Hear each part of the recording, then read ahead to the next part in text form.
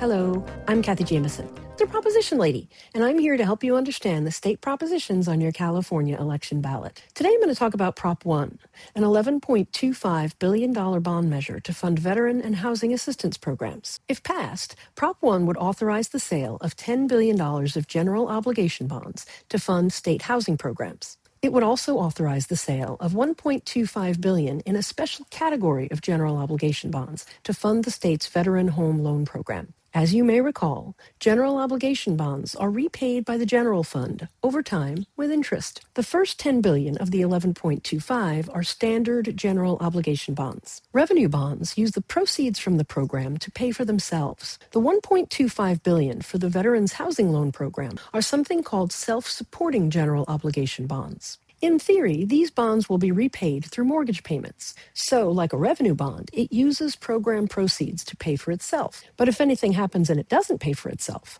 the payments would be made from the general budget fund. So what do we get for $11.25 billion? $7.2 billion will be used to fund affordable multifamily housing programs.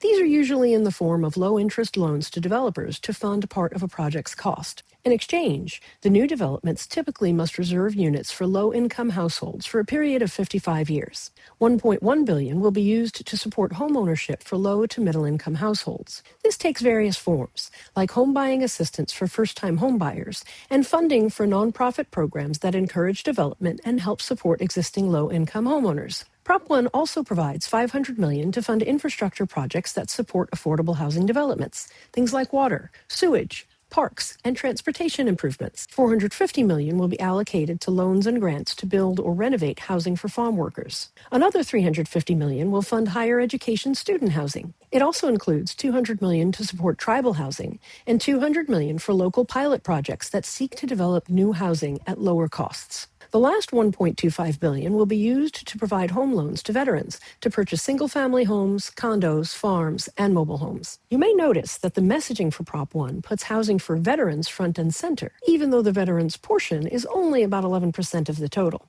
That's the sort of thing that can feel manipulative. For some people, that may be a reason to vote no. Others may feel that's not enough of a reason to dismiss Prop 1, considering California's housing crisis. This is why we continue to see housing bond measures on the ballot. According to the California Budget and Policy Center, the 2018 Veterans and Affordable Housing Bond Act was depleted by 2023 due to high demand.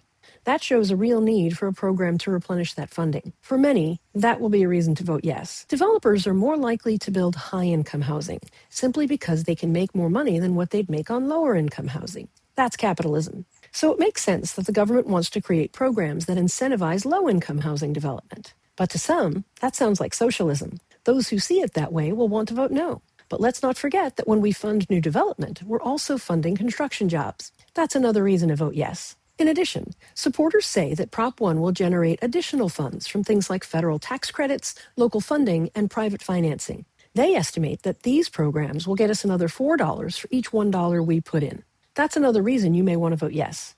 The Legislative Analyst's Office estimates that Prop 1 will cost the state between $500 and $600 million annually for about 25 years. Those are 500 million reasons some people will want to vote no. When we follow the money, we find that the over $5 million in support for Prop 1 comes from two sources: a broad coalition of housing developers, labor unions, veterans organizations, and local governments, organized through campaign committees like the Yes on Prop 1 Coalition, and a handful of billionaire donors through Building a Better California, including Sergey Brin, John Doerr, Eric Schmidt, and others, who've contributed over $100 million to several propositions, both directly through the BBC and indirectly through individual donations. No money has been raised in opposition, which is a good reminder to try and tune out the ads you see on TV as the election gets closer. Marketing is a powerful tool designed to manipulate us into taking the side of whoever spends the most money. The passage of Prop 1 would authorize $11.25 billion in bonds to replenish the state's depleted affordable housing programs. It's important to keep in mind that Prop 1 will not in itself solve the housing crisis in California, but it has the potential to help a lot of people. If you'd rather do what we can, you'll want to vote yes on Prop 1.